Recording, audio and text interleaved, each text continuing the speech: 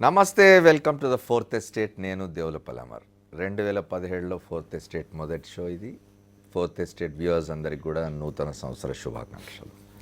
ఉత్తర దక్షిణాలు ఎదురెదురుగా ఉన్నా ఎప్పుడూ కలవవు. కానీ చిత్రంగా రాజకీయ యవనికపై ఉత్తర దక్షిణాల్లో అనూహ్య పరిణామాలు ఒకే సమయంలో కనిపిస్తున్నాయి. ఉత్తరప్రదేశ్లో తండ్రి కొడుకుల ఇంటిపోరు ఉధృతంగా సాగుతూ ఉంటే దక్షిణాదిన తమిళనాడులో చిన్నమ్మ హోరు పెరుగుతూ ఉన్నది. ఉత్తరం దక్షిణం ఇవాళ మన చర్చాంశం. ఉత్తరప్రదేశ్ రాజకీయాలు, తమిళనాడు పరిణామాలు చర్చించేందుకు Sakshi media group editorial director K Ramachandramurthy garu మనతో, అలాగే ప్రొఫెసర్ శ్రీపతి రాముడు గారు, భారతీయ జనతా పార్టీ జాతీయ నేత ఇంద్రసేనారెడ్డి గారు, కాంగ్రెస్ శాసనసభ్యులు రామ్మోహన్ రెడ్డి గారు స్టూడియోలో ఉన్నారు. వారితో మాట్లాడదాం. సీనియర్ పాత్రికేయులు హనుమంతరావు గారు లక్నో నుంచి మనతో మాట్లాడతారు, వివరాలు చెప్తారు. ఇక ఫోర్త్ ఎస్టేట్లోకి వెళ్లే ముందు ఇప్పటివరకున్న హెడ్లైన్స్ చూద్దాం.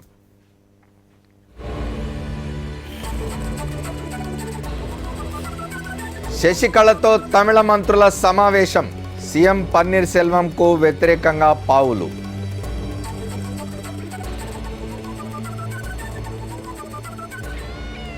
కులం చూసి కాదు, అభివృద్ధిని చూసి ఓటేయండి. లక్నో పరివర్తన్ ర్యాలీలో మోదీ పిలుపు.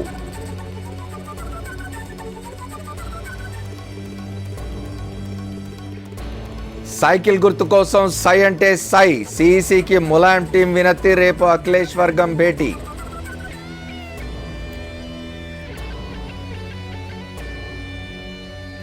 రేపటి నుండి తిరుపతిలో ఇండియన్ సైన్స్ కాంగ్రెస్. ప్రధాని సహా దేశ విదేశాల ప్రముఖుల హాజరు.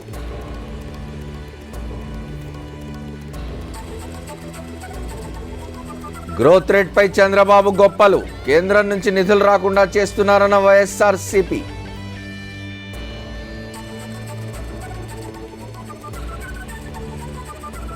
అనురాగ్ ఠాకూర్ కు సుప్రీంకోర్టు షాక్. బీసీసీఐ అధ్యక్ష పదవి నుంచి ఉద్వాసన.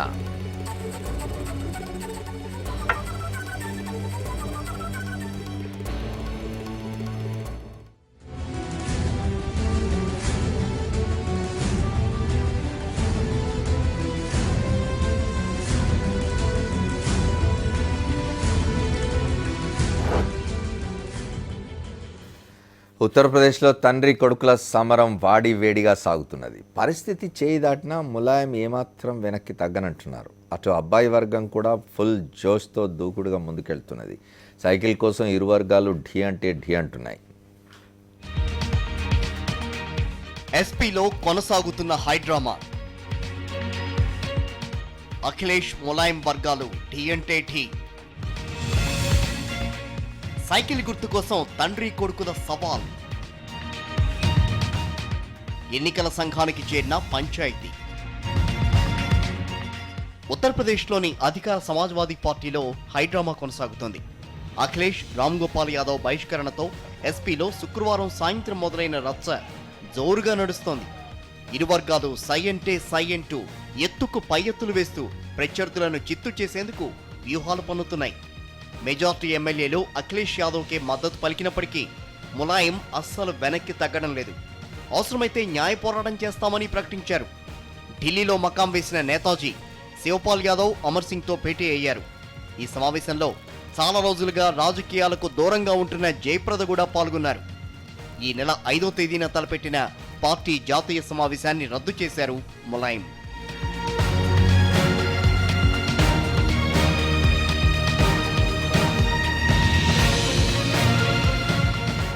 అటు అఖిలేష్ వర్గం కూడా జాగ్రత్తగా వ్యవహరిస్తోంది. రామ్ గోపాల్ యాదవ్ అన్నీ తానై అబ్బాయిని నడిపిస్తున్నారు. ములాయం వర్గానికి ఎలాంటి ఛాన్సు ఇవ్వకుండా, ఎమ్మెల్యేలు జారిపోకుండా జాగ్రత్త పడుతున్నారు. తనకు మద్దతు పలుకుతున్న ఎమ్మెల్యేలతో మరోసారి సమావేశమయ్యారు అఖిలేష్. తాజా పరిణామాలు, పార్టీ భవిష్యత్ కార్యాచరణపై మంతనాలు జరిపారు. పలువురు జాతీయ నేతలు అఖిలేష్తో టచ్లో ఉన్నారని తెలుస్తోంది.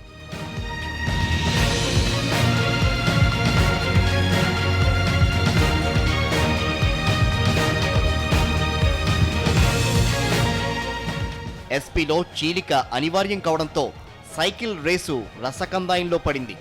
పార్టీ గుర్తు కోసం ములాయం అఖిలేష్ ఢీ అంటే ఢీ అంటున్నారు. సైకిల్ మాదంటే మాదంటూ సవాళ్లు విసురుకుంటున్నారు. ఈ పంచాయతీ కేంద్ర ఎన్నికల సంఘం దగ్గరికి చేరింది. సైకిల్ గుర్తుపై హక్కులు తమవేనంటూ ములాయం ఈసీకి ఫిర్యాదు చేశారు. సోదరుడు శివపాల్ యాదవ్, సన్నిహితుడు అమర్ సింగ్, జయప్రదతో కలిసి ఆయన ఢిల్లీలోని కేంద్ర ఎన్నికల కమిషనర్ను కలిశారు. ఎస్పీలో చెలరేగిన వివాదం గురించి వివరించి సైకిల్ గుర్తు తమకే దక్కేలా చూడాలని విజ్ఞప్తి చేశారు.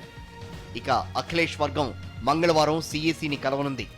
అఖిలేష్ తరపున రామ్ గోపాల్ యాదవ్ ఈసీని కలిసేందుకు అపాయింట్మెంట్ తీసుకున్నారు. అయితే సైకిల్ గుర్తు ఏ ఒక్కరికి దక్కే ఛాన్స్ లేదంటున్నారు ఎన్నికల సంఘం మాజీ అధికారులు. ఎలక్షన్స్ దగ్గర పడిన నేపథ్యంలో సైకిల్ గుర్తును ఎన్నికల సంఘం హోల్డ్ చేసే అవకాశం ఉందని అభిప్రాయపడుతున్నారు.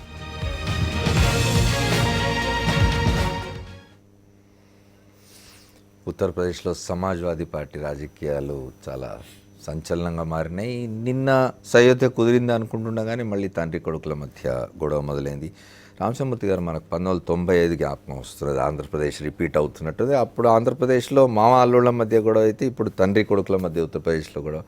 ఒక రిజంబ్లెన్స్ ఏంటంటే సైకిల్ గుర్తు. అప్పుడు సైకిల్ గుర్తే, ఇప్పుడు సైకిల్ గుర్తే. ఇవాళ ఎలక్షన్ చీఫ్ కమిషనర్ ఖురేషి మాట్లాడుతూ చెప్పినారు, ఎన్నికలు తల మీద నెత్తి మీద ఉన్నవి.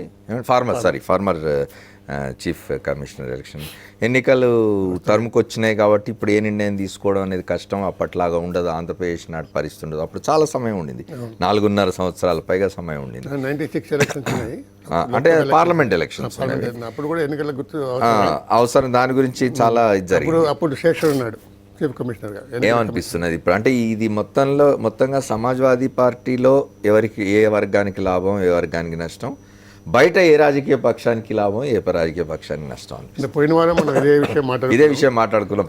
దాదాపుగా ఇట్లాగే జరుగుతుందని అనుకున్నాం.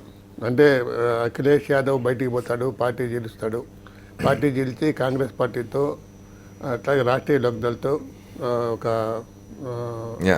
ఒక అవగాహన పెట్టుకుంటాడు, ఒక అలయన్స్ పెట్టుకుంటాడు, అట్లా ఎన్నికలకు పోతాడు అనుకున్నాం. కానీ దాని తర్వాత మళ్ళీ ములాయం దగ్గరికి పోయి రాజీ పడి మర్నాడే మళ్ళీ అదంతా సర్దుకున్నట్టు అనిపించింది. రామ్ గోపాల్ యాదవ్ మీద ఈయన మీద సస్పెండ్ చేసే వరకు సర్దుకుందాం అనుకున్నాం. కానీ మళ్ళీ ఆదివారం ఉదయం మళ్ళీ తయారైంది రివోల్ట్. అంటే ఒక రకంగా ఏంటంటే క్లారిటీ అయితే వచ్చింది. అంటే ఉత్తరప్రదేశ్ ప్రజలకి, సమాజ్వాదీ పార్టీ కార్యకర్తలకి, నాయకులకి ఒక క్లారిటీ వచ్చిందంటే భవిష్యత్ తరం నాయకుడు అఖిలేష్ యాదవ్. వీళ్ళందరూ ఓల్డ్ లీడర్సు, అవుట్డేటెడ్ లీడర్సు, వీళ్ళు ఇంకా క్రిమినల్స్ని వాళ్ళని హార్బర్ చేసే లీడర్స్. కానీ మనం మోడర్న్ పాలిటిక్స్ ప్లే చేయాలంటే, డెవలప్మెంట్ ఓరియంటెడ్ పాలిటిక్స్ ప్లే చేయాలంటే, ఈ కులాలు లేకపోతే నేరాలకు సంబంధం లేని రాజకీయాలు ప్లే చేయాలంటే అఖిలేష్ యాదవ్తోనే పోవాలి. అతనితో పోతేనే భవిష్యత్తు ఉంటుంది అని ఒక నమ్మకం కలిగింది. ఇంకోటి ఏంటంటే అతను చీఫ్ మినిస్టర్. మొన్న ఇద్దరు పార్టీ అభ్యర్థుల జాబితా రిలీజ్ చేశారు. ములాయం సింగ్ చేశాడు, అఖిలేష్ చేశాడు. ఇద్దరిలో 175 మంది ఎమ్మెల్యేలు కామన్ ఉన్నారు, సిట్టింగ్ ఎమ్మెల్యేస్ కామన్ ఉన్నారు. ఆ 175 మందిలో మొన్నటి ఉదయం అఖిలేష్ ఇంట్లో 155 మంది ఉంటే ములాయం దగ్గర 18 మంది ఉన్నారు, ఇద్దరు ఆబ్సెంట్. అంటే ఎవరికి బలం ఉందో అక్కడ సర్వేలు కూడా చెప్తున్నాయి. ములాయం కూడా చాలా మంది ఉన్నాడు అఖిలేష్ అని. ఒకటే అధికారంలో ఉన్నాడు. రెండు, ఒక డెవలప్మెంట్ ఓరియంటెడ్ చీఫ్ మినిస్టర్గా, మోడర్న్ మైండెడ్ చీఫ్ మినిస్టర్గా పేరుంది. ఇంకోటి, ఇంతకుముందు శివపాల్ యాదవ్ ఒక నేరస్తుడి నాయకత్వంలోని ఒక పార్టీని దీంట్లో మధ్య చేయడానికి ప్రయత్నం చేస్తే గట్టిగా అడ్డుకున్నాడు. అంటే నేరస్తుల దగ్గర రానియం, కరప్ట్ పీపుల్ దగ్గర రానియం, మేము మోడర్న్ మైండెడ్గా, డెవలప్మెంట్ ఓరియంటెడ్గా పోతాం అనే సంకేతం అనేది పోయింది. ఎందుకంటే యాదవ్ కులంలోనే కాకుండా యాదవేతర కులాల్లో కూడా, ఇతర వర్గాల్లో కూడా అఖిలేష్కి ఆదాయం పెరిగింది.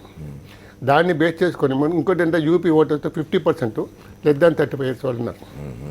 దాన్ని బేస్ చేసుకొని ఇక అంటే ఏంటంటే ఇంతవరకు గత 2.5 సంవత్సరాలుగా Modi is to set the trend, others are is to react. ఆయన యాక్ట్ చేస్తే మిగతా వాళ్ళు రియాక్ట్ చేసేవాళ్ళు. ఇప్పుడు ఇక్కడ మారింది. ఇక్కడ Akhilesh is acting, Modi has to react. Modi కానీ ములాయం కానీ ఎవరైనా రియాక్ట్ కావాలి. అంటే ఏంటి, లీడ్ హీ హ్యాస్ టేకన్. మొత్తం ఇప్పుడు వాళ్ళు జరిగిన లక్నోలో పెద్ద బహిరంగ సభ జరిగింది, Parivartan rally. First rally claiming to be 10 lakhs, కనీసం 6-7 lakhs కూడా ఉండొచ్చు, చెప్పలేము అంత జనాన్ని లెక్క. వెరీ గుడ్ టర్న్ అవుట్ అనేది చెప్పి నా జీవితంలో ఇంత ర్యాలీ చూడలేదని ప్రధానమంత్రి అన్నాడు. But that is no indication. Rallies వచ్చినా కూడా ఎంతూజియాజం ఉందా, స్పాంటేనిటీ ఉందా? అంటే యాక్చువల్గా the battle is fought in the minds of the voters. Who will catch the imagination of the voter is important. I think Akhilesh has a chance. అంటే అఖిలేష్ ఇప్పుడు అధికారంలో ఉండి తను చేయగలుగుతున్న పని 90 ఎన్టీ రామారావు గారు చేయలేకపోయినారు. ఆయన ముఖ్యమంత్రిగా ఉండి కూడా ఎమ్మెల్యేని తనతో ఉంచుకోలేకపోయినారు. అఖిలేష్ 44 ఏళ్ళు ఎన్టీ రామారావు 72 ఏళ్ళు. ఇంకోటి అప్పుడు చంద్రబాబు 45 ఏళ్ళు. He represent the young lot. Okay. ఇప్పుడు రాజకీయ భిక్ష పెట్టిన వాళ్ళందరూ ఎన్టీ రామారావు గారు ఎవరికి రాజకీయ భిక్ష పెట్టారో వాళ్ళందరూ కూడా చంద్రబాబునే అనుకున్నారు. ఆ ఏజ్ గ్రూప్ చంద్రబాబు నమ్ముకుంటే భవిష్యత్తు ఉంది అనుకున్నారు. అప్పుడు అందరూ చంద్రబాబుని సపోర్ట్ చేస్తారు. సిపిఐ, సిపిఎం, బీజేపీ అందరూ చంద్రబాబుని సపోర్ట్ చేస్తారు. సార్ మనం స్పీడ్గా మాట్లాడుకుందాం, సమయం చాలా తక్కువగా ఉంది ఇవాళ. ఇంకొక మాట చెప్పలేదు మీరు, దీనివల్ల ఈ పరిణామాల వల్ల బయట ఏ రాజకీయ పార్టీ లాభపడే అవకాశం? అంటే జనరల్గా ఇప్పుడు దీనివల్ల కాంగ్రెస్ ఎస్పీలో మేజర్ చేంజ్ కలవటం వల్ల ముస్లిం ఓట్స్ వాటితోనే ఉంటాయి. వాళ్ళు చీలిపోయి ఒకటే ఉంటే ములాయం సింగ్ వెంటే ఉంటే ఆ పార్టీకి ప్రొఫైల్ తగ్గి ఉంటే. కానీ ఇప్పుడు ఈ కన్ఫ్యూజన్ ఉంది కదా సార్, రేపు రెండు సమాజ్వాదీ పార్టీ రెండు గ్రూపులుగా కొట్లాడితే సైకిల్ గుర్తు ఎవరికి రాకపోతే ఎవరిది అసలైన సమాజ్వాదీ పార్టీ? సైకిల్ గుర్తు ఫ్రీజ్ అవుతుంది 90%. ఎందుకంటే 1 month తేలితే 4-5 నెలలు పడుతుంది. అది ఫ్రీజ్ చేసి somebody may go to court also అది ఫ్రీజ్ అవుతుంది. అది ఎవరికి ఇవ్వరు, వాళ్ళకి ఎవరు వీళ్ళకి ఎవరు, రెండుకి ఇస్తారు. ఇచ్చినప్పుడు దాన్ని పాపులరైజ్ చేసుకోవటం, దానికి యంత్రాంగం ఉందా, దానికి బలగా ఉన్నారా లేదా, నెట్వర్క్ ఉందని అంటే చీఫ్ మినిస్టర్ ఉన్నాడు కాబట్టి, పవర్లో ఉన్నాడు కాబట్టి అఖిలేష్ యాదవ్కి అడ్వాంటేజ్ ఉంటుంది. ములాయం సింగ్కి పెద్ద ముఖ్యంగా పెద్ద నాయకుడిగా పేరుండొచ్చు, కానీ స్పెంట్ ఫోర్స్ అనుకుంటారు. And he's in hands of mobility wise కూడా Akhilesh will have more mobility sir. మిగతా పెద్ద కనెక్టివిటీ కానీ. శ్రీపతి రాముడు గారు చెప్పండి, ఇందులో బహుజన్ సమాజ్ పార్టీ ఒకసారి మనం హనుమంతరావు గారితో మాట్లాడొద్దామండి. అక్కడ లక్నోలో ఉన్నారు వారు. హనుమంతరావు గారు చెప్పండి, ఏంటి పరిస్థితి ఇవాళ? ఒక రకంగా చూస్తే ఇంకొక వారం రోజులు వెయిట్ చేయాల్సి వస్తుంది ఏ రకమైన పరిస్థితి ఎమర్జ్ అవుతుంది అనే దానికి.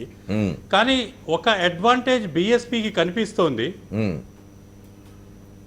కాంగ్రెస్, రాష్ట్రీయ లోక్దల్, పీస్ పార్టీ, ఈ చిన్న చిన్న పార్టీలు గనక సమాజ్వాదీ పార్టీ అఖిలేష్ లీడర్షిప్లో గనక ఒక గ్రాండ్ అలయన్స్ బీహార్ మోడల్లో గనక చేస్తే then certainly Akhilesh will give a very tough fight to other two opponents, that is BJP and BSP.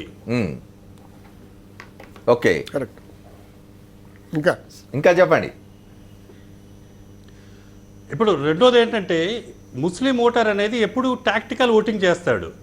కాబట్టి మనం ముస్లిమ్స్ అసలు ఎటు వెళ్తారు ఏంటి అనేది అది చాలా లాస్ట్ మూమెంట్లోనే దాన్ని డిసైడ్ అవుతుంది యాక్చువల్లీ. కాబట్టి అది wait and watch policy Muslims follow అవుతారు. 16% ఓటర్స్ ఉన్నారు and more than 130 seats they influence. మీరు చూడండి, బీహార్లో హైదరాబాద్ నుంచి అసదుద్దీన్ ఓవైసీ వచ్చారు, బీహార్లో ఎలక్షన్ ఫైట్ చేశారు. కానీ ముస్లిం ఎన్ బ్లాక్ వాళ్ళు ఓట్ చేసింది మహాగఠబంధన్కి ఓట్ చేశారు, లాలూ, నితీష్ అండ్ కాంగ్రెస్కి. ఆ రకంగానే ఏదైనా గ్రాండ్ అలయన్స్ కనుక యూపీలో ఫామ్ అయితే the 16% Muslim population may vote en bloc to this alliance, and in that case BSP will be the major sufferer. BSPకి అందరికంటే ఎక్కువ దెబ్బ తగులుతుంది ఒకవేళ కనుక పోలరైజేషన్ అయితే. ఎందుకంటే యూపీలో always elections are fought on the lines of caste, creed or religion. Although Supreme Court ఇవాళ చెప్పింది ఈ రకమైన ఇది కుదరదు, బాగుండదు, ఇటువంటి చేస్తే కనుక there should be a panel thing. But ultimately యూపీలో elections caste factor is very important and religious factor is also very important. Okay, కానీ హనుమంతరావు గారు ఒక్కటి చెప్పండి సార్. ఇప్పుడు సమాజ్వాదీ పార్టీలో వచ్చిన ఈ గొడవ, ఈ చీలిక, ఈ గొడవలన్నీ బీజేపీకి ఏమైనా లాభం చేసే అవకాశం లేదా? ఇప్పుడు ముస్లిం పాపులేషన్ కనుక ఓటర్స్ కనుక చీలితే అప్పుడు బీజేపీకి అడ్వాంటేజ్ వస్తుంది. 2014లో కూడా బీజేపీ స్వీప్ కదా అక్కడ పార్లమెంట్ ఎలక్షన్స్ లో. బీజేపీ 14లో చేసింది 73 seats, 71+2 వచ్చాయి. బట్ ఏంటంటే parliament is different from there the anti-incumbency was against Congress. Okay. But here it is there is no anti-incumbency against Akhilesh. People are liking Akhilesh. కాబట్టి అఖిలేష్ కి వ్యతిరేకంగా వెళ్ళి ఓట్ చేసే పరిస్థితి ఇక్కడ లేదు. Right sir, I come back to you again. ఒకటి రాముడు గారు చెప్పండి, బహుజన్ సమాజ్ పార్టీ ఎక్కువ సఫర్ అయ్యే అవకాశం ఉందని హనుమంతరావు గారు చెప్తున్నారు. అవును సార్, ఈ మొత్తం డెవలప్మెంట్ నిన్నటి వరకు కూడా, ఇది జరిగినంత వరకు కూడా బహుజన్ సమాజ్ పార్టీ చాలా అడ్వాంటేజ్లో పొజిషన్లో ఉందనేది అందరూ అంగీకరించిన విషయం. ఆల్ ఆఫ్ ఎ సడన్ ఈ అలయన్స్ అండ్ సార్ చెప్పినట్టుగా, రామచంద్రమూర్తి గారు చెప్పినట్టుగా, అఖిలేష్ రిప్రజెంట్స్ ఏ మోడర్నిటీ, మోడర్న్ జనరేషన్. తర్వాత కానీ ఆయనకు మంచి పేరుందని హనుమంతరావు గారు కూడా చెప్పారు. ఎగ్జాక్ట్లీ ఒక క్లీన్ ఇమేజ్ ఒకటి ఉంది. కానీ ఫ్యామిలీ స్ప్లిట్ అయి ఉంటే ఇది చాలా నష్టం చేసేది. ముస్లిమ్స్ అప్పుడు ఏం చూస్తున్నారంటే ఈ కుటుంబం విడిపోతుంది కాబట్టి బీజేపీని ఓడించాలంటే సమాజ్వాదీ పార్టీ చాలదు కాబట్టి బహుజన్ సమాజ్ పార్టీకి వెళ్ళాలని అక్కడ బాగా రిపోర్ట్స్ వచ్చినాయి. వాళ్ళు అనుకుంటున్నట్టుగా కానీ ఇప్పుడు గ్రాండ్ అలయన్స్ అనేది ఒకటి వస్తే as all of a sudden ఈ grand alliance RLD, Congress party, Akhilesh, Samajwadi, peace party. Akhilesh, peace party వీళ్ళందరూ కలిసినప్పుడు ముస్లిం ఓటు మొత్తం కూడా వాళ్ళకే వెళ్ళే అవకాశం ఎక్కువగా ఉంది, వెళ్తుంది కూడా. ఎందుకంటే వాళ్ళు ఎవరు గెలుస్తున్నారు అనే దానికంటే ఎవరిని ఓడించాలనేది ఎక్కువగా చూస్తారు అక్కడ ఉత్తరప్రదేశ్లో ఉన్నటువంటి ఓటింగ్ ప్యాటర్న్లో. సో ఇప్పుడు ఉన్నటువంటి పరిస్థితుల్లో ఆల్సో పొలిటికల్గా కూడా అఖిలేష్ చాలా స్ట్రాటజిక్గా మూవ్ చేశాడు అనిపించింది. ఏంటనంటే తనని రామ్ గోపాల్ యాదవ్ని సస్పెండ్ చేసిన తర్వాత చాలా పెద్దరికంగా వెళ్ళి తన తండ్రి దగ్గరికి వెళ్ళి మళ్ళీ కలుపుకొని బయటకు వచ్చిన తర్వాత ఆల్ ఆఫ్ ఏ సడన్ ఇది పెద్ద అనౌన్స్మెంట్ ఇవ్వడం అనేది ఇది ములాయం సింగ్కి పెద్ద షాక్. అక్కడ ములాయంని కలవకుండా కూడా అనౌన్స్ చేయొచ్చు, కానీ కలిసి అనౌన్స్ చేయటం వెనకాల ఒక పెద్ద రాజకీయం. అంటే 95లో చూస్తే 95లో కూడా ఈ కూ జరగడానికి ముందు చంద్రబాబు నాయుడిని, అశోక్ గజపతిరాజ్ని, కొంత 4 మంత్రుల్ని ఎన్టీ రామారావు గారు సస్పెండ్ చేశారు. సస్పెండ్ చేసిన వాడికి హక్కు ఎక్కడ ఉంది? ఇట్లా టీడీఎల్పీకి ఎట్ట నాయకుడు ఎన్నికోవడానికి వచ్చినప్పుడు ఇప్పుడు సస్పెన్షన్ ఎత్తేసిన తర్వాత చేశాడు. కరెక్ట్. చాలా క్లవర్గా ఇప్పుడు సస్పెండ్ అయిపోయి ఉంటే యాక్చువల్గా సస్పెండ్ చేయగానే ములాయం సింగ్ యాదవ్ చాలా పవర్ఫుల్గా కనపడ్డాడు. ఇతను క్యాంపులోకి వచ్చి మొత్తాన్ని ఒకవైపు తీసుకొచ్చుకొని ఒక్క షాక్ ఇవ్వటం అనేది చాలా స్మార్ట్. మ్యాకి వెళ్ళి ఒక మాట అంటాడు, ఏమనంటే ఏ వ్యక్తి అయినా సరే తన తండ్రి మర్డర్నైనా భరిస్తాడు కానీ తన తండ్రి వారసత్వాన్ని సంపద రూపంలో, ఆస్తి రూపంలో కానీ పవర్ రూపంలో కానీ వదులుకోవడానికి సిద్ధంగా ఎప్పుడు ఉండడు అని చెప్పేసి మ్యాకివెల్లి ప్రిన్స్లో చెప్తాడు. స్పష్టంగా ఇది చూపించాడు, చాలా స్మార్ట్గా కార్డ్స్ కదిపాడు. మీరు అడిగిన దానికి బహుజన్ సమాజ్ పార్టీకి నిజానికి ముస్లిం ఓటు వెళుతుంది అనుకున్నారు చాలామంది, అనుకున్నాం. కానీ ఇప్పుడు స్ట్రాటజిక్ ఓటు అటు కదిలే పరిస్థితి కనిపించట్లా. దేర్ఫోర్ ఇప్పుడు ఈ రెండిటికి ఈ ఘటబంధన లాస్ట్ మినిట్ వరకు బయటపడరని కదా చెప్తున్నా. అంటే ఇప్పుడు కాన్ఫిడెన్స్ ఇచ్చాడు అఖిలేష్, కాన్ఫిడెన్స్ ఇచ్చాడు. మనం ఆ విషయాన్ని ఒప్పుకోవాలి. ఎందుకనంటే ఇతను నిలబడగలడు. ప్రియాంక గాంధీని కలవటం వెళ్ళి అతను టైమ్స్ ఆఫ్ ఇండియాలో వచ్చింది. పార్టీ అతను అధ్యక్షుడిగా ప్రకటనకి ముందు వెళ్ళి ప్రియాంక గాంధీని గెలిచాడు. అది చాలా స్ట్రాటజిక్ మూవ్. తర్వాత ఆర్ఎల్డి నాయకులతో సంబంధాలు పెట్టుకొని ఉన్నాడు. సో వీటన్నిటితో పాటుగా 202 మందిని సార్ చెప్పినట్టుగా ములాయం సింగ్ ఇంట్లో ఎవరు కనపడలేదు. అసలు మీడియాలో చూపిస్తుంటే ఆ ఇంటి దగ్గర ఖాళీ ఉంది, ఇక్కడ అందరూ ఫుల్గా ఉన్నారు. ఆల్సో పార్టీని పార్టీ ఆఫీసును కూడా క్యాప్చర్ చేసే స్థితికి వెళ్ళిపోవటం అనేది అతను emerging as an independent leader. Secondly ఇంకొక ముఖ్యమైన పాయింట్ ఏంటంటే అతను క్లీన్ అనే దానికను ఫ్యామిలీ ఇమేజ్ ఒకటి నెగిటివ్గా ఉంది సార్ ఉత్తరప్రదేశ్లో.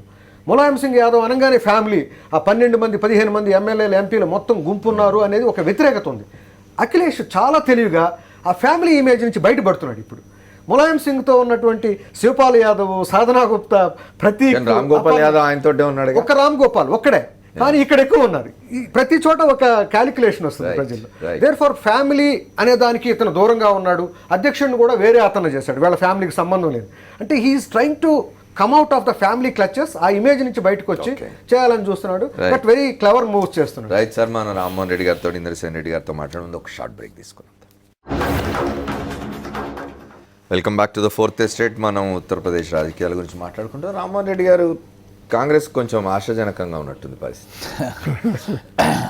రాహుల్ గాంధీ గారు ఉత్తరప్రదేశ్లో పెద్ద ఎత్తున మీటింగ్స్ పెట్టడం జరిగింది. కాంగ్రెస్ పార్టీ బలోపేతం గురించి గతంలో ఎప్పుడు లేనన్ని మీటింగ్స్ రాహుల్ గాంధీ గారు ప్రత్యక్షంగా మీటింగ్ పెట్టి, సోనియా గాంధీ గారు కూడా అనారోగ్యం కారణంగా మధ్యలో చాలా మీటింగ్స్, అంటే ఇంటెలెక్చువల్స్తో కానీ రైతులతో కానీ అన్ని సెక్షన్స్ వాళ్ళతో కూర్చొని మాట్లాడుకునే విధంగా చర్చ, చాయ్ పే చర్చ అన్న విధంగా చాలా ప్రోగ్రామ్స్ పెట్టి వాళ్ళ యొక్క సమస్యలు ఏమున్నాయో దాని మీద దృష్టి పెట్టడం జరిగింది. రైతులు ముఖ్యంగా గ్రామీణ ప్రాంతం లోపల ఉన్న వాళ్ళంతా కూడా ఈరోజు కాంగ్రెస్ పార్టీని గుర్తు చేసుకుంటున్నారు. ఎందుకంటే సోనియా గాంధీ గారి నేతృత్వంలో మన్మోహన్ సింగ్ గారు ప్రైమ్ మినిస్టర్గా ఉన్నప్పుడు దేశవ్యాప్తంగా 70,000 కోట్ల రూపాయలు రుణమాఫీ చేయడం జరిగింది. ఆ తర్వాత డిమానిటైజేషన్ అయిన తర్వాత ప్రధాని ఏదో మెసేజ్ ఇస్తాడు 31st రోజు అని చెప్పి 1000 కళ్ళతో భారతదేశంలో అందరూ కూడా టీవీల దగ్గర అతుక్కుపోయి చూడడం జరిగింది. చాలా నిరాశాజనకంగా అసలు 60 రోజుల వడ్డీ గ్రామీణ బ్యాంకులలో మన ప్రైమరీ అగ్రికల్చర్ సొసైటీస్ కానీ డిస్ట్రిక్ట్ బ్యాంక్స్ కానీ లేదా తీసుకున్నారు అన్నారు. ₹1,00,000 వరకు యాజ్ ఇట్ ఈస్గా అది వడ్డీ లేని రుణం అది ₹1,00,000 వరకు.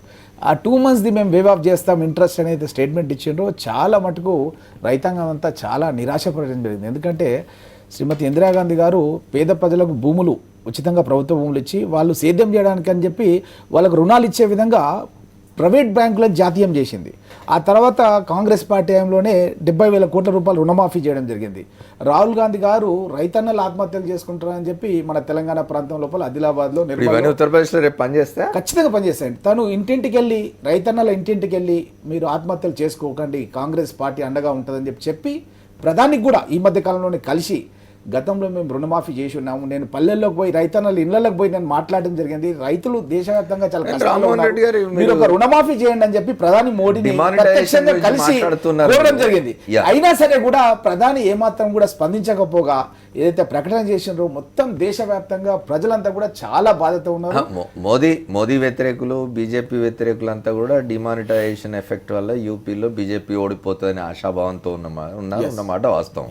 కానీ ఇవాళ మీరు లక్నోలో ప్రధానమంత్రి సభ చూడాల్సింది, పరివర్తన సభ. మనం ఇంతకుముందే ఈ సభలను బట్టి మనము గెలుపోవటంలో డిసైడ్ చేయలేమని చెప్పి ఆల్రెడీ మనం ఇంతకుముందే చర్చించున్నాం. కాబట్టి ఈ సభల మూలంగా ఏం తెలియదు, ప్రజల్లో మాత్రం చాలా వ్యతిరేకత ఉంది. ఎందుకంటే గతంలో అధికారంలోకి రాకముందు ప్రజల్లో వ్యతిరేకత ఉండడం అనేది ఇవాళ ఢిల్లీలో రాజ్యం చేస్తున్న మోదీ మీద కాదు, ఉత్తరప్రదేశ్లో రాజ్యం చేస్తున్న అఖిలేష్ యాదవ్ మీద ఉండాలి. రేపు అఖిలేష్ యాదవ్తో కలిసి మీరు పోతే ఎలక్షన్లోకి మీకు ఎట్లా ఆశాజనకంగా ఉంటుంది?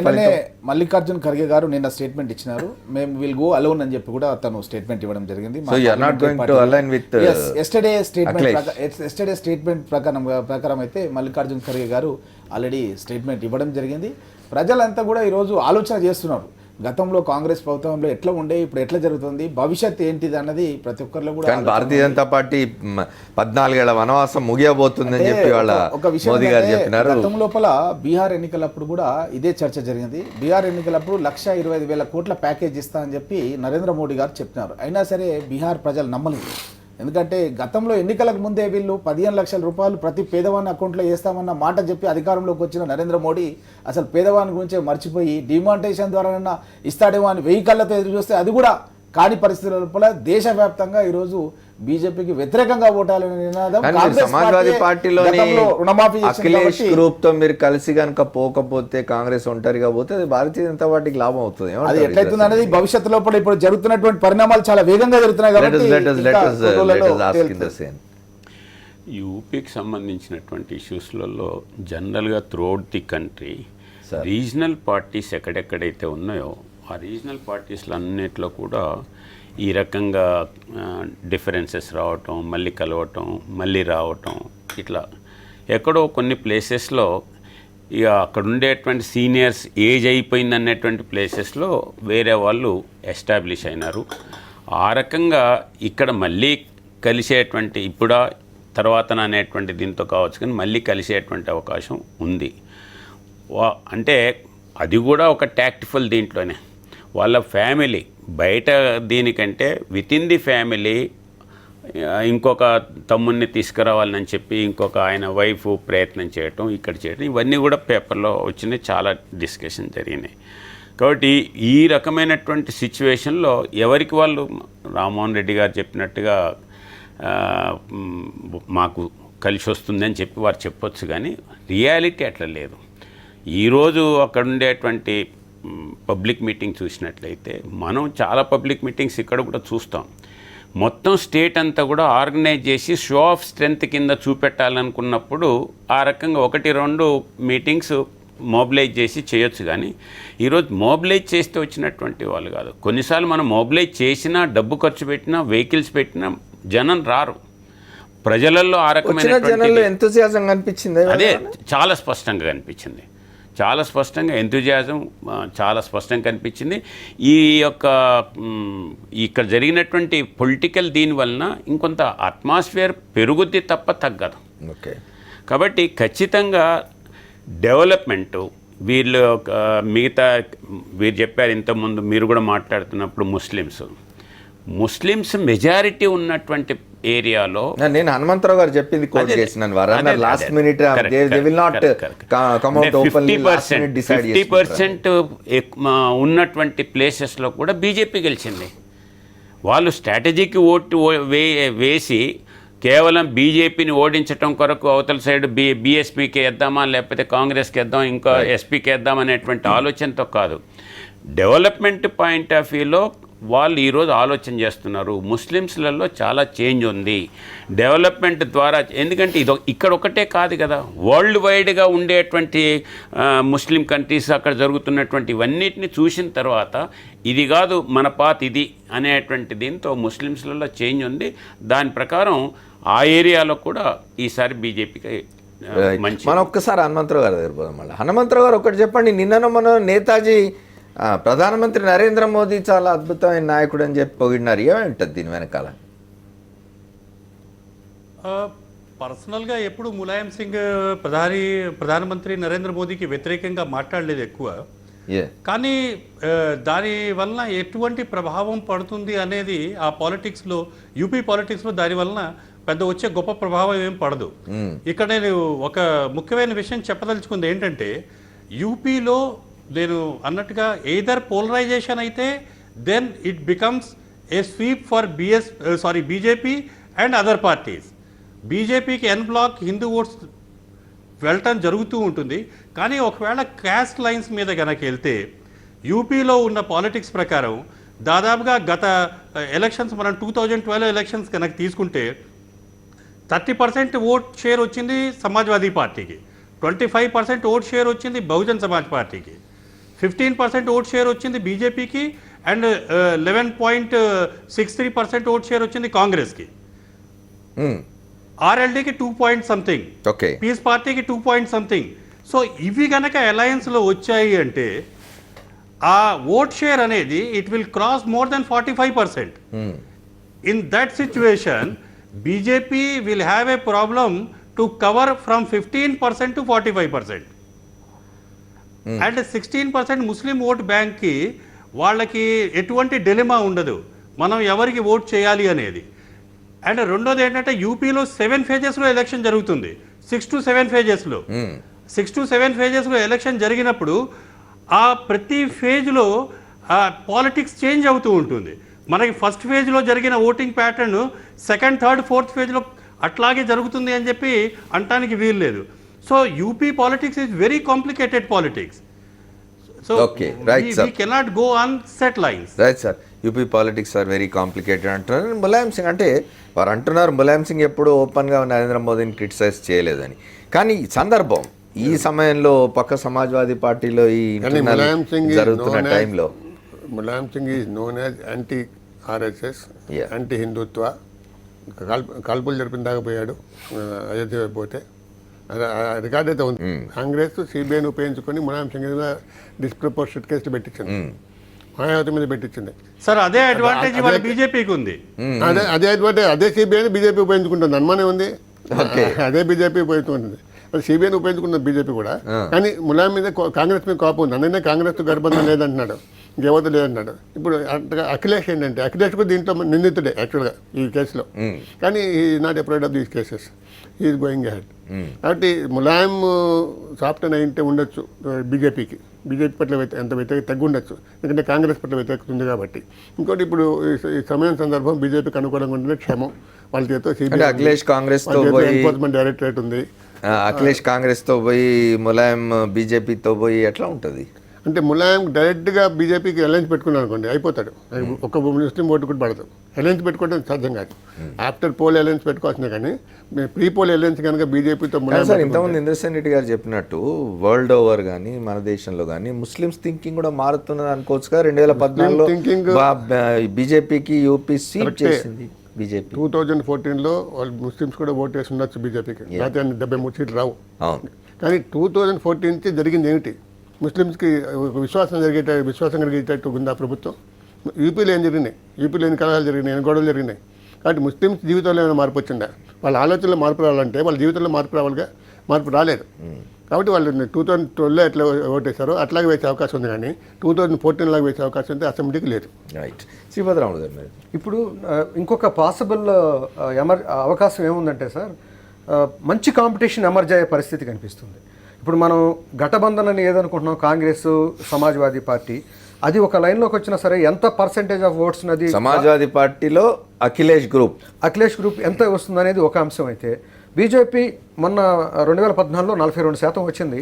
అక్కడి నుంచి స్లాష్ అయ్యి ఒక 29%, 25% అక్కడ దాకా వచ్చే అవకాశాలు లేకపోలేదు. సార్ చెప్పినట్టుగా ఆ రోజున్న కండిషన్స్ వేరు, ఈ రోజు వాళ్ళకున్న అవగాహన వేరు. ప్రపంచ దేశాల్లో వాళ్ళ జీవిత పద్ధతులు వేరు, వాళ్ళ మధ్యనే 2 ఘర్షణలు ఉన్నాయి అక్కడ. ఇక్కడ వాళ్ళంతా ఒకటే, అది ఒక డిఫరెంట్ యాంగిల్. నేనేమంటున్నానంటే అలాంటి పరిస్థితే వచ్చి సమాజ్వాదీ కూటమి కనుక బలమైన కూటమిగా ఎమర్జ్ అయితే పోస్ట్ పోల్ అలయన్స్లో మాయావతి బీజేపీ కలిపి గవర్నమెంట్ ఫామ్ చేసేది అవకాశాన్ని రూల్ అవుట్ చేయలేము. మాయావతి ముఖ్యమంత్రి అయ్యే అవకాశాలు అప్పుడు ఇంకెక్కువ ఉంటాయి. ఎందుకంటే she has been playing very smart politics. BJP మద్దతుతోనే ఇప్పటివరకు ఆమె చాలాసార్లు ముఖ్యమంత్రి అయింది. అంటే పాసిబుల్ ఇదొక అవకాశం ఉంది. ఎందుకంటే ఇప్పుడు బీజేపీ ఏమనుకుంటుంది, సమాజ్వాదీని కాంగ్రెస్కి చెక్ పెట్టాలనేది బీజేపీ ఉద్దేశం. బహుజన్ సమాజ్ పార్టీ ఉద్దేశం కూడా అదే. సింగిల్ లార్జెస్ట్ గ్రూప్గా కనుక అఖిలేష్ గ్రూప్ ఎమర్జ్ అయిందంటే తప్పకుండా ముఖ్యమంత్రి మాయావతి అయ్యే అవకాశాలు మనం రూల్ అవుట్ చేయలేము. అంటే this is a craft, political craft. ఆ పొలిటికల్ క్రాఫ్ట్ చాలా, ఎందుకంటే అఖిలేష్ మాయావతి కలిసే అవకాశాలు లేవు కాబట్టి, అఖిలేష్ మాయావతి కలిసే అవకాశాలు లేవు కాబట్టి ములాయం సింగ్ ఏమైనా సీట్ వస్తే ములాయం సీట్ సరిపోతే బీజేపీ తీసుకోవాలి, అధికారంలో రావాలి. లేకపోతే మాయావతి సపోర్ట్ చేసి బీజేపీ. సార్, సింగిల్ లార్జెస్ట్ పార్టీగా బీజేపీ వస్తే ఏం చేస్తుంది? మీరు అసలు అంత దూరం ఆలోచించనే అవసరం లేదండి. అక్కడ వాళ్ళకి వచ్చేస్తూ ఉంటారు, అటో ఇటో సరిగ్గా తేల్చేటువంటి జనమే ఉన్నారు అక్కడ. మనం ఇది ఊహ, అట్లీస్ట్ ఆశతోటి ఇట్లయితే ఇట్లా ఉంటుంది, బీజేపీకి రాకుండా ఉండటం కొరకు ఇట్లా సందర్భాలు ఉన్నాయి కదా. ఎవరికి ఆశలు ఉంటే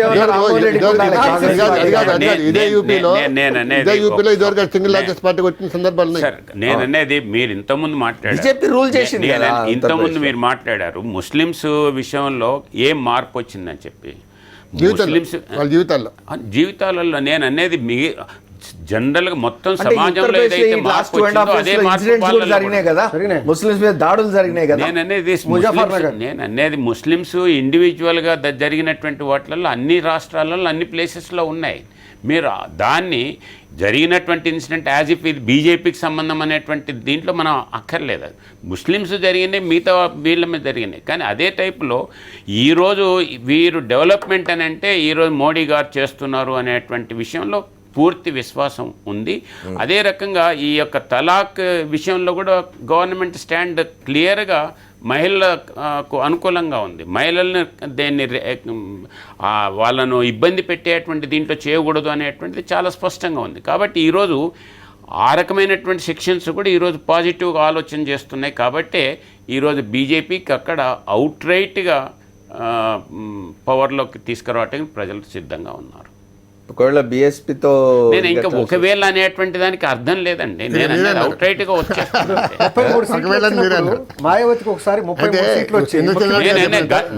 గతంలో వచ్చింది, గతంలో కలిసినారు, కలిసిన తర్వాత ఏం అనుభవాలు ఉన్నాయి ఇవన్నీ మాకు తెలుసు కదా. కాబట్టి ఏ రకంగా ఇది చేసిన తర్వాత మళ్ళీ చేంజ్ కావాలనుకున్నప్పుడు నథింగ్ డూయింగ్ అని చెప్పి బీజేపీకి ముస్లిమ్స్ ఓటేస్తే ఎంఐఎంకి హిందువులు ఓటేస్తే సంతోషించే వాళ్ళు మేము ముందుంటాం. నేను అనేది మీరు ఎంఐఎంతో కంపేర్ ఆయన ప్రైమ్ మినిస్టర్ అని చెప్పి ఒప్పుకుంటానికే సిద్ధంగా లేడు. మా ప్రైమ్ మినిస్టర్ అని చెప్పి చెప్పడానికే సిద్ధంగా లేడు. ఆయన తీసుకొచ్చేదే ఇక్కడ ఇది చేస్తే general Muslims they are in favour of BJP. MIM పార్టీనో ఇంకెవరో ఫెనటిక్ పొలిటికల్ దీంట్లో ఉన్నటువంటి వాళ్ళని మనం స్టాండర్డ్గా తీసుకున్నాం. ఎక్స్ట్రీమ్ ఫెనటిజం అటు ఇటు రెండు కనిపిస్తున్నాయి కదా. ఎక్స్ట్రీమ్ ఫెనటిజం ముస్లిమ్స్లోనే కాదు, ఇటు హిందూ సెక్షన్స్లో కనిపిస్తుంది. హిందూ సెక్షన్స్ నేననే సమాజంలో ప్రతి వాళ్ళు కొంతమంది క్యాస్ట్ మీద ఫెనటిజం చూపిస్తారు, కొంతమంది రిలీజియస్ మీద ఫెనటిజం చూపిస్తారు. ఒక్కొక్కరికి ఒక రకమైనటువంటి ఫెనటిజం అనేటువంటి ఓన్లీ ఇజంలనే కాదు, కులాలలోనే మతాలనే కాదు, మిగతా వాటిల్లో కూడా అదే రకమైనటువంటి ఇవి చూపిస్తారు. దాన్ని మనం స్టాండర్డ్గా తీసుకున్నాక జనరల్ పబ్లిక్ ఈరోజు ఏం ఆలోచిస్తున్నారు అనేటువంటి దానికి మనకు గత ఎన్నికల్లో స్పష్టంగా కనిపించింది. ఈ ఎన్నికల్లో మళ్ళీ అదే రిపీట్. రెడ్డి గారు, మల్లికార్జున్ ఖర్గే చేసిన స్టేట్మెంట్ మరి పార్టీలో చర్చించుకొని చేసినారా, ఆయన ఇండిపెండెంట్గా ఇండివిజువల్గా చెప్పినారా తెలియదు. కానీ యూపీలో ఇప్పుడున్న పరిస్థితుల్లో కాంగ్రెస్ ఒంటరిగా వెళితే గెలిచే అవకాశం ఉందా, లేదా కనీసం కొన్ని మంచి స్థానాలు అంటే కొంత ఇంప్రూవ్మెంట్ చూపించే అవకాశం ఉందా? ఖచ్చితంగా ఇంప్రూవ్మెంట్ చేసే అవకాశం ఉంది. ఎందుకంటే రాహుల్ గాంధీ గారు చాలా విస్తృతమైనటువంటి మీ పర్యటన ముఖ్యమంత్రి అభ్యర్థి షీలా దీక్షిత్ ఎక్కడ అంత కనిపించింది? ముందు కూడా తమిళనాడులో రాహుల్ గాంధీ విస్తృతంగా పర్యటించాడు. కాంగ్రెస్ పార్టీలో ఎప్పుడైనా సరే మీకు తెలుసు కదా, ఈవెన్ కర్ణాటకలో కూడా ఎలక్షన్స్ తర్వాతనే ముఖ్యమంత్రిని డిక్లేర్ చేస్తాం. అప్పుడే మేము సిఎల్పీలో కూడా అట్లనే డిసైడ్ చేస్తాం. ఎక్కడైనా సరే ఎమ్మెల్యేలు అందరూ కలిసి ఎన్నుకుంటారు తప్ప ఎస్ సార్, హనుమంతరావు గారు ఐఎమ్ కమింగ్ టు యూ. చెప్పండి. మేము ముందే ఏం డిక్లేర్ చేయం, తర్వాత after elections only will declare. Right, Hanumantha Rao గారు చెప్పండి.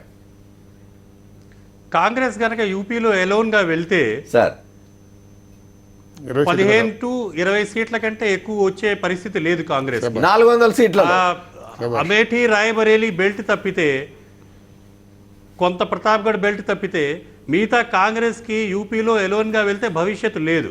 అది కూడా గత పార్లమెంట్ ఎన్నికల్లో ములాయం సింగ్ యాదవ్ వాళ్ళకి సపోర్ట్ చేసినాడనేటువంటి టాక్ కూడా ఉంది కదా. అది కాంగ్రెస్ వాళ్ళకి తెలుసండి, కాంగ్రెస్ వాళ్ళకి తెలుసు. హనుమంతరావు గారు చెప్పండి.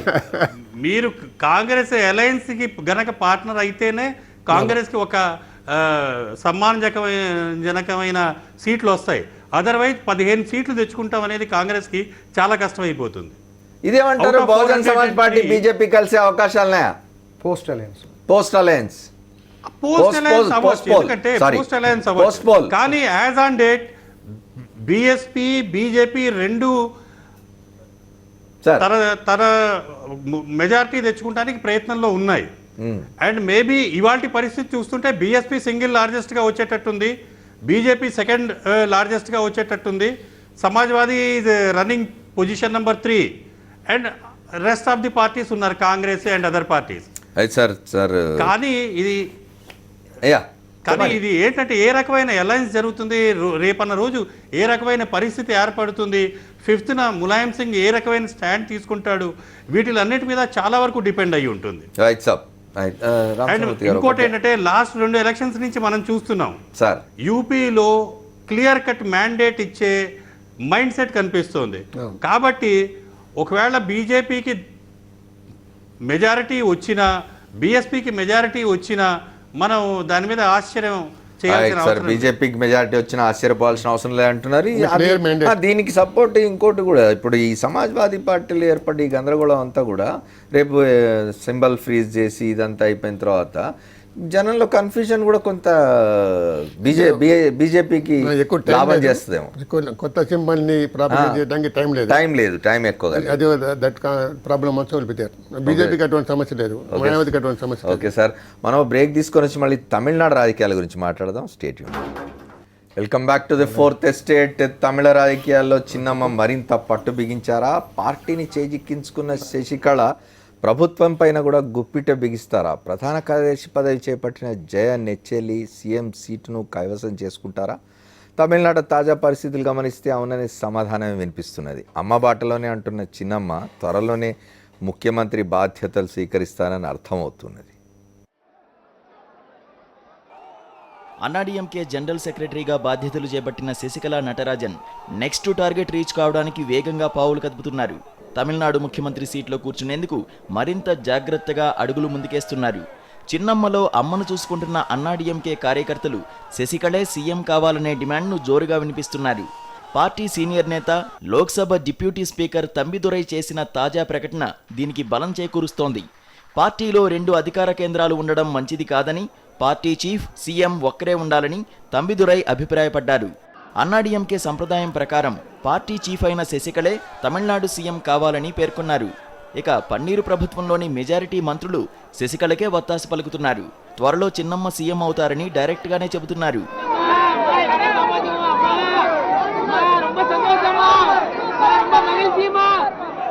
ఏమాత్రం తొందరపడకుండా వ్యూహాత్మకంగా వ్యవహరించి అన్నాడీఎంకే ప్రధాన కార్యదర్శి పగ్గాలు చేపట్టిన శశికళ సీఎం పీఠం చేరుకునేందుకు జాగ్రత్తగా పావులు కదుపుతున్నారని తెలుస్తోంది. చిన్నమ్మ రాజకీయ ఎత్తుగడల వెనక మంత్రి ఆర్బీ ఉదయ్ కుమార్ చక్రం తిప్పుతున్నట్లు సమాచారం. శశికళ పార్టీ ప్రధాన కార్యదర్శి పదవి చేపట్టాలనే డిమాండ్ను తెరపైకి తీసుకొచ్చిన వారిలో ఉదయ్ కుమార్ది ప్రధాన పాత్ర. జయలలిత నెచ్చెలికి మద్దతుగా మంత్రులు, నేతలతో ఆయన మంత్రాలు సాగించారు. తాజాగా ముఖ్యమంత్రి పీఠంపై శశికళను కూర్చోబెట్టే దిశగా ఉదయ్ కుమార్ మంత్రాంగం నెరుపుతున్నారని అంటున్నారు. జయలలిత మృతితో ఖాళీ అయిన ఆర్కే నగర్ నియోజకవర్గానికి జరిగే ఉప ఎన్నికల్లో శశికళతో పోటీ చేయించేందుకు మార్గం సుగమం చేస్తున్నారు. అదే సమయంలో విరుదునగర్ జిల్లా సాత్తూరు నియోజకవర్గం నుంచి కూడా చిన్నమ్మ బరిలోకి దిగేందుకు రంగం సిద్ధమవుతుందనే వార్తలు వినిపిస్తున్నాయి. రామచంద్రమూర్తి గారు, ఉత్తరప్రదేశ్లోనేమో ఎన్నికలు తరుముకు వస్తున్నాయి. ఇక్కడ మొన్ననే ఎన్నికలు జరిగినాయి 6 మాసాల క్రితం. ఇంకా 4.5 సంవత్సరాలన్నది వారసత్వ రాజకీయాలు. అక్కడ వారసత్వ రాజకీయాలు, ఇక్కడ వారసత్వ రాజకీయాలు. ఇక్కడ జయలలిత వారసులు ఎవరంటే ఆ మేనకోడలు కూడా పార్టీ పెట్టింది. ఇప్పుడు శశికళ వారసత్వం తనది అంటుంది. ఓ పక్క తను ఇప్పుడు ఏదైతే పన్నీర్ సెల్వం ముఖ్యమంత్రిగా ఉన్నాడో, జయలలిత కోరుకొని ఆయన్ని తను ఉండలేని ప్రతిసారి అతన్ని ముఖ్యమంత్రిగా పెట్టుకున్నది. ఇప్పుడు శశికళను పెట్టాలి అని ఒక వర్గం వస్తున్నది. తర్వాత ఎక్కడ లేని విధంగా దేశంలో డిమానిటైజేషన్ తర్వాత అనూహ్యంగా తమిళనాడులోని దాడులు ఎక్కువ జరిగినాయి. పెద్ద మొత్తంలో డబ్బు బయటికి రావడం, వీటన్నిటిని ఎట్లా చూద్దాం? అంటే తమిళనాడులో జయలలిత మరణశయ్య మీద ఉన్నప్పుడు, హాస్పిటల్లో ఉన్నప్పుడు వెంకయ్యనాయుడు గారు 2-3 సార్లు అక్కడికి వెళ్ళటం, అక్కడ రాజకీయ నాయకులతో మాట్లాడటం, తంబిదొరైని ఒక ముఖ్యమంత్రి చేసే అవకాశం ఉంది అని పరిశీలించడం జరిగింది. కానీ ఇప్పుడు తంబిదొరై శశికళను సపోర్ట్ చేస్తారు. మారిన పరిస్థితుల్లో తెలియదు. ఇప్పుడు మనకు తమిళనాడులో కానీ, ఆంధ్రాలో కానీ, తెలంగాణలో కానీ స్ట్రాంగ్ లీడర్ని ఆరాధించడం ఒక మనస్తత్వం ఉంది. మనకంటే ఎక్కువ తమిళనాడులో ఉంది. పాద నమస్కారాలు చేయటం. ఇప్పుడు తెలుగు రాష్ట్రాలు పాద నమస్కారం చేయరు, కానీ స్ట్రాంగ్ లీడర్ అంటే ఇష్టపడతారు. ఇప్పుడు మన కేసీఆర్ గారే ముఖ్యమంత్రి, పార్టీ నాయకుడు, చీఫ్ పార్టీ అధ్యక్షుడు. చంద్రబాబు నాయుడు గారు పార్టీ అధ్యక్షుడు, ముఖ్యమంత్రి. అట్లాగే ఇప్పుడు మాయావతి పార్టీ ముఖ్యమంత్రి, పార్టీ నాయకురాలు ముఖ్యమంత్రి 4 సార్లు అయింది కదా, 3 సార్లు. అంటే ఇప్పుడు ఇక్కడ తమిళనాడులో కూడా స్ట్రాంగ్ లీడర్ కావాలి. జయలలితని ఆరాధించారు, దాని తర్వాత శశికళని ఆరాధిస్తారు. It matter of days. Sasikala ముఖ్యమంత్రి కావడం అనేది మ్యాటర్ ఆఫ్ డేట్. పన్నీర్ సెల్వాన్ని 3 సార్లు ఎందుకు పెట్టిన జయలలిత అంటే అతను ఇంకోటి సపోర్ట్ లేదు కాబట్టి. అలాగే గుజరాత్ లాంటి వాడు, అందుకు ఇంకోటి సపోర్ట్ చేయరు. అందువల్ల ప్రమాదం లేదు. అతని వల్ల ప్రమాదం లేదు పెట్టింది 3 సార్లు. అందుకని అతనికి ఏమాత్రం బలం లేదు కాబట్టి అతను తీసి పక్కన పెట్టడం పెద్ద కష్టమైన పని కాదు కాబట్టి ఆటోమేటిక్గా శశికళే మొత్తం పోయేజ్ గార్డెన్లో ఉంది, ఆ ఇంట్లో ఉంది, ఆ వెల్త్ అంతా ఆమె దగ్గరే ఉంది, ఆ నాయకులందరూ ఆమె దగ్గర, ఎమ్మెల్యేలు ఆమెతోనే ఉన్నారు, పవర్ అంతా ఆమె దగ్గర ఉంది. కానీ ఒకటి రామచంద్రమూర్తి గారు, అంటే మొత్తం ఆమె దగ్గర ఉంది కానీ ఆమెకి రాజకీయ నేపథ్యం లేదు. ఒకటి అంటే 33 సంవత్సరాలు జైలుతో కలిసి ఉంది. రాజకీయాల్లో ప్రత్యక్షంగా రాజకీయాల్లో ప్రత్యక్షం లేకపోయినా కూడా అమ్మ లేకపోతే చిన్నమ్మకి లెటర్స్ ఇచ్చేవాళ్ళు, మహజర్లు ఇచ్చేవాళ్ళు, అని కలిసి మాట్లాడేవాళ్ళు. రెండవది మొన్నటిదాకా చెప్పుకున్నది ఏమిటంటే జయలలిత అనారోగ్యం పాల్గొవడం, ఆసుపత్రి పాల్గొవడం, ఆమె మరణం, వీటన్నిటి క్రమంలో భారతీయ జనతా పార్టీ అంటే జాతీయ పార్టీలైన కాంగ్రెస్ కానీ భారతీయ జనతా పార్టీ కానీ తమిళనాడు రాష్ట్రంలో రాణించే పరిస్థితి లేదు అన్నప్పుడు భారతీయ జనతా పార్టీ ఇది ఒక అవకాశంగా, భారతీయ జనతా పార్టీ అనుకూల ప్రభుత్వాన్ని ఒక బలోపేతం చేసుకునే ప్రయత్నం చేస్తున్నప్పుడు ఈ పరిణామాలు ఎంతవరకు ఉపయోగపడతాయి? వాస్తవానికి జయలలిత ఉన్నప్పుడు కూడా భారతీయ జనతా పార్టీకి అనుకూలమే. మోదీకి జయలలితకి ఒక రకమైన కానీ క్రైసిస్ వచ్చి ఆమె పోయిన తర్వాత ఎక్కడ డిఎంకే వచ్చేస్తుందో, స్టాలిన్ వచ్చేస్తాడో అని కూడా అనుకున్నారు. అవును, అందుకని స్టాలిన్ వచ్చే అవకాశం లేదు ఇప్పుడు. ఎందుకంటే వీళ్ళు అధికారంలో ఉన్నారు కాబట్టి, శశికళ ఉంది కాబట్టి, అందుకనే శశికళ చుట్టూ ర్యాలీ అవుతున్నారు. ఇప్పుడు స్టాలిన్ వచ్చే అవకాశం ఉంటే ప్రధానమంత్రి కూడా శశికళకి ఓటేస్తారు, శశికళని ఎంకరేజ్ చేస్తారు. ఎందుకంటే Sasikala she will not go against government, central government. అసలు ఎంజీఆర్ పాలసీ ఏంటంటే never fight the centre. MGR policy అది. ఫైట్ కేంద్రంతో తగ్గు పెట్టుకోవద్దు. కేంద్రంతో మంచి ఏ ప్రభుత్వం ఉన్నా, కాంగ్రెస్ ప్రభుత్వం ఉన్నా దాంట్లో ఏడీఎంకి ఉండేది, ఇంకో గవర్నమెంట్ ఉన్నా ఏడీఎంకి ఉంటుంది. అంటే ఏ ప్రభుత్వం ఉన్న కేంద్రంలో join them, don't fight them. అట్లాగే ఈమె కూడా అదే పద్ధతి. రైట్. ఎట్లా చూస్తారు మీరు తమిళనాడు? ఇప్పుడు సార్ 33 సంవత్సరాలు ఆమె జైలుతో ఉండటం ఒక వాస్తవం. ఆ 33 సంవత్సరాలు మన్నార్గుడి మాఫియా అనే పేరు కూడా తెచ్చుకోవటం, జయలలిత చేసిన కరప్షన్స్ అన్నింటిలో ఈవిడ కూడా భాగస్వామి అని చెప్పేసి అలాంటి ఇమేజ్ కూడా ఉంది. బేసిక్గా ఇప్పుడు ఒక విషయం ఏంటంటే, ఇప్పుడు మన ఉత్తరప్రదేశ్ కానీ ఇక్కడికి తేడా ఏంటంటే, ఉత్తరప్రదేశ్లో పార్టీ చీలిపోతే పార్టీ బ్రతికే అవకాశం వచ్చింది. ఇక్కడ పార్టీ కలిసి ఉంటేనే బ్రతికే పరిస్థితి ఉంది. ఎందుకనంటే అవతల పార్టీని కలిసి ఉంచే శక్తి, అవతల డిఎంకే వైపు ఎమ్మెల్యేలు పోకుండా ఆపుకునే శక్తి శశికళకు ఉందా అని. శశికళకు కాదు, ఎమ్మెల్యేల అవసరం. ఇప్పుడు 4.5 సంవత్సరాలు ఇంకా ఎన్నికలు ఉన్నాయి. ఇప్పుడే కనుక డిస్టర్బ్ అయిపోతే, పార్టీ కొలాప్స్ అయిపోతే ఎమ్మెల్యేలు ఎన్నికలకు పోవటానికి కానీ ఎదుర్కోవటానికి కానీ కష్టమైన పరిస్థితి. మరో 2.5 సంవత్సరాల్లో పార్లమెంట్ ఎన్నికలు కూడా వస్తున్నాయి. వీటన్నిటి దృష్ట్యా ఎవరైతే కాస్త గట్టిగా ఉంటారో, పన్నీర్ సెల్వం మీరు చెప్పినట్టుగా నిలబడటం చాలా కష్టం. ఉన్న వాళ్ళలో కాస్త హోల్డ్ స్ట్రాంగ్గా ఉండేటువంటి మనిషి ఎవరు అని చూస్తే ఈవిడే every bit of her step every స్టెప్లో కూడా స్ట్రాంగ్గా కనిపించింది జయలలిత దగ్గర కానీ. ఇప్పుడు కూడా కుటుంబం మొత్తాన్ని దింపింది. రైట్. రామ్మోహన్ రెడ్డి గారు చెప్పండి, అంటే నిన్న మొన్నటి వరకు నేను ఇంతకుముందు అన్నట్టు భారతీయ జనతా పార్టీ కానీ కాంగ్రెస్ కానీ జాతీయ పార్టీలకు తమిళనాడు రాజకీయాల్లో పెద్దగా ఇది లేదు అని అనుకున్నప్పుడు, ఇవాళ జయలలిత మరణం తర్వాత అంత ప్రజాకర్షణ శక్తి, అంత బలమైన నాయకులు ఎవరు లేకుండా పోయినారు. కాంగ్రెస్ ఏమన్నా లాభపడుతుందా దీంతో? ఖచ్చితంగా కాంగ్రెస్ లాభపడుతుందని ఆశిస్తున్నాం. ఎందుకంటే గతంలో ఎంజీఆర్ ఉన్నప్పుడు కానీ తర్వాత జయలలిత కానీ వాళ్ళు వెరీ పవర్ఫుల్ లీడర్స్గా ఉండేవాళ్ళు. ఇప్పుడు అట్లాంటి పరిస్థితి లేదు అక్కడ. కాబట్టి ఖచ్చితంగా కాంగ్రెస్. కానీ ఇంకా కరుణానిధి ఉన్నాడు, ఆయన కొడుకు స్టాలిన్ ఉన్నాడు. కరుణానిధి ఏజ్ చాలా ఎక్కువైపోయింది కాబట్టి వి డోంట్ థింక్ ఆయన ఇంకా భవిష్యత్తు లోపల పార్టీని లీడ్ చేసే పరిస్థితి అక్కడ లేదు. స్టాలిన్ కొడుకు కూడా సినిమా హీరో ఉన్నట్టున్నాడు, ఆయన కూడా రావచ్చు రాజకీయాల్లోకి. ఎందుకంటే మన వారసత్వ రాజకీయాలు చూస్తున్నాం ఇవాళ దేశం అంతా. అయినా సరే కూడా ఈరోజు దేశవ్యాప్తంగా కాంగ్రెస్ వైపే చూస్తున్నారు. ఎందుకంటే కాంగ్రెస్ పార్టీ హయాంలోనే అభివృద్ధి జరిగింది. బీజేపీ పైన ఎన్నో ఆశలు పెట్టుకుంటే ఏం జరగలేదు. కాబట్టి జాతీయ స్థాయిలో ప్రతి ఒక్కరు కూడా. Right sir. హనుమంతరావు గారు మీరేమైనా కామెంట్ చేస్తారా బ్రీఫ్గా తమిళనాడు రాజకీయాల మీద? ఇప్పుడు బీజేపీకి తంబిదురై ఈజ్ కన్వీనియంట్ సార్. కాబట్టి పన్నీర్ సెల్వం ఎట్టాకు ఉపయోగపడే పరిస్థితి బీజేపీకి కనిపించట్లా. బీజేపీకి Anna DMK member of parliaments కావాలి, whether it is in lower house or in upper house. They need their support especially in upper house. కాబట్టి చిన్నమ్మ చెన్నై చూసుకుంటుంది, తంబిదురై ఢిల్లీ చూసుకుంటాడు అనే పద్ధతిలో బీజేపీ కొద్దిగా వెనకాల నుంచి తంబిదురైకి ఈ రకంగా పాలిటిక్స్, తమిళ్ పాలిటిక్స్ మూవ్ చేయమని చెప్పి అనే ఇది నాకు కనిపిస్తోంది. ఎందుకంటే BJP has confidence in Thambidurai. That is one factor, one major factor. And they want to keep him in Delhi as their man, whereas they want to give Chinnamma Chennai thing. కానీ ఒకటి హనుమంతరావు గారు, మీరు అంటుందే కనుక కరెక్ట్ అయితే వాళ్ళు నేరుగా పన్నీర్ సెల్వం బదులు తంబిదురైనే మొన్న ముఖ్యమంత్రిని చేయగలిగేవాళ్ళు కదా. ఎందుకంటే మొన్నంతా కూడా భారతీయ జనతా పార్టీ జాతీయ నాయకత్వం వెంకయ్యనాయుడు గారు కానివ్వండి, ఇంకోళ్ళు కానివ్వండి, వాళ్ళే వచ్చే అంతా కూడా చాలా పీస్ఫుల్ ట్రాన్సిషన్కు చాలా పని చేసినారు కదా. అవును, కానీ ఏంటంటే ఈరోజు మీకు మెజారిటీ ఆఫ్ పార్టీ ఎమ్మెల్యేలు తంబిదురై వైపు ఉన్నారా? లేరు కదా. So the convenient, the politics of convenience is keeping Sasikala at Chennai and using Thambidurai in Delhi. Okay, for BJP.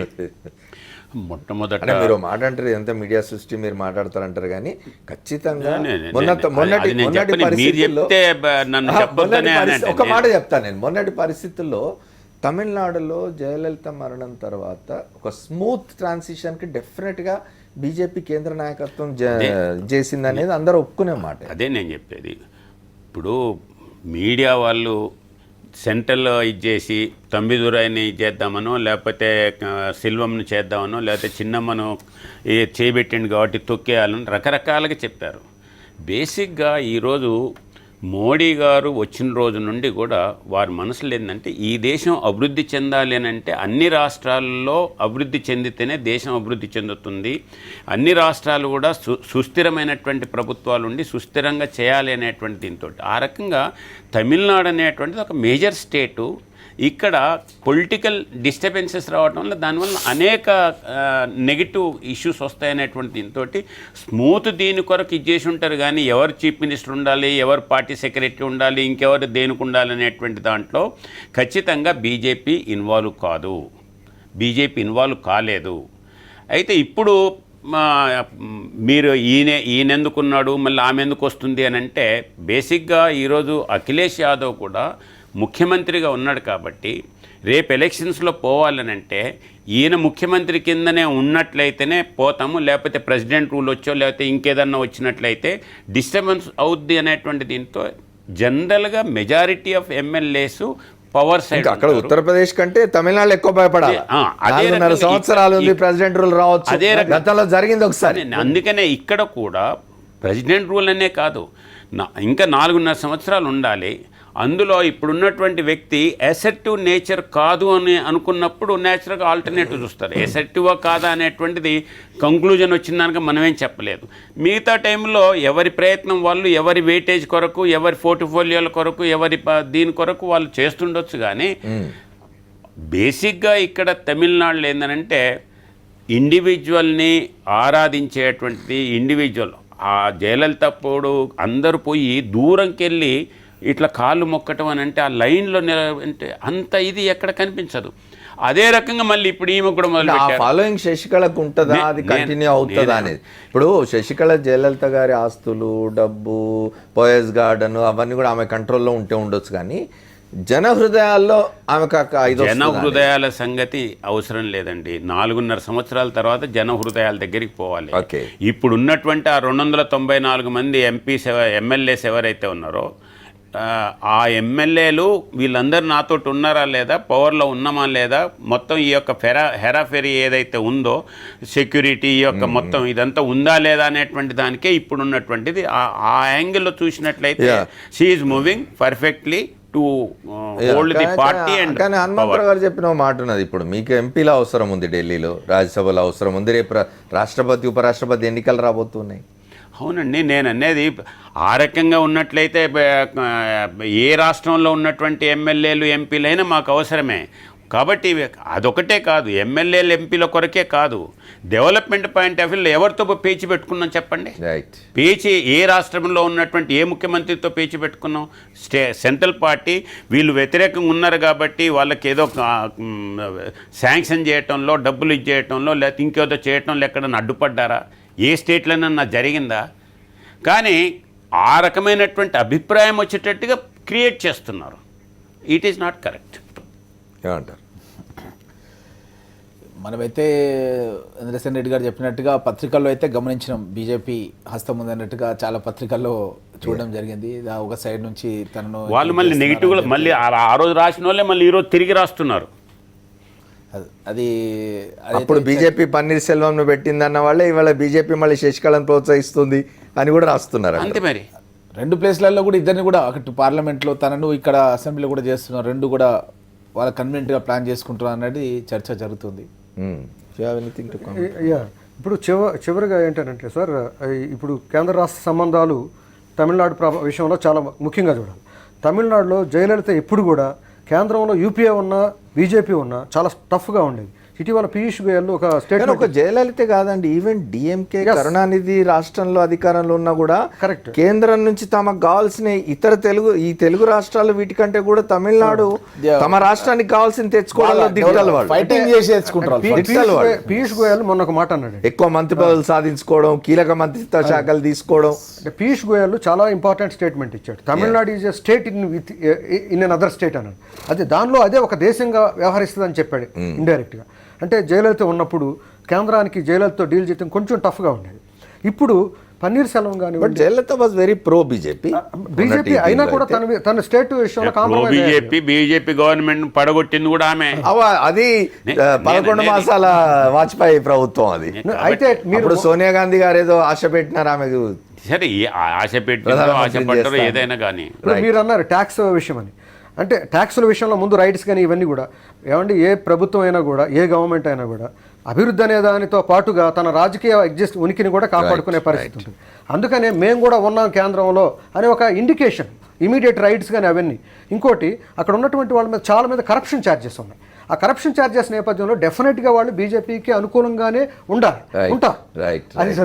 Thank you శ్రీపదరాముడు గారు, ఇంద్రసేన్ రెడ్డి గారు, రామ్మోహన్ రెడ్డి గారు, అట్లాగే హనుమంతరావు గారికి కూడా కృతజ్ఞతలు. లక్నో నుంచి మనతో ప్రత్యేకంగా మాట్లాడినందుకు రామచంద్రమూర్తి గారికి కూడా కృతజ్ఞతలు, వాళ్ళ చర్చలో పాల్గొనేందుకు. ఏదేమైనా ఉత్తరప్రదేశ్ రాజకీయాలు, తమిళనాడు రాజకీయాలు చాలా రసవత్తరంగా మారినాయి.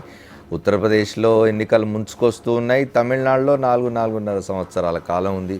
ఈ 2 రాష్ట్రాల రాజకీయాలు ఏ రంగులు మారుతాయి, ఏ రూపం తీసుకుంటాయి, ఎట్లా ఉంటుంది పరిస్థితి చూడాలి. చాలా ఆసక్తికరంగా ఉంది. మొత్తానికి ఇది వాళ్ళ 4th ఎస్టేట్.